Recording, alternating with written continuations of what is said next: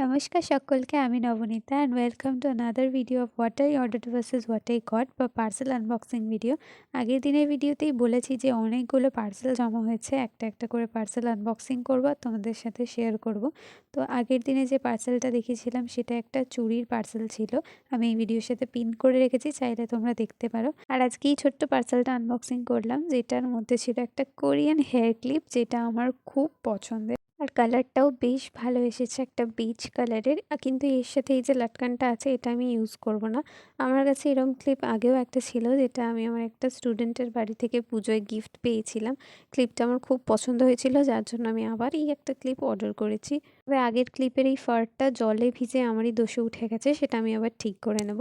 আর এই কিউট ক্লিপটারও একটা close up video তোমাদের সাথে শেয়ার করে নিলাম। এই উইন্টারে কিন্তু হুডির সাথে এই ক্লিপগুলো স্টাইল করলে দারুণ লাগবে দেখতে। বিয়েবাড়ির কয়েকটা দিন মিটে যাওয়ার পরে অবশ্যই খুব তাড়াতাড়ি আমি কীভাবে ক্লিপটা স্টাইলিং করলাম সেই ভিডিওটাও পোস্ট করব।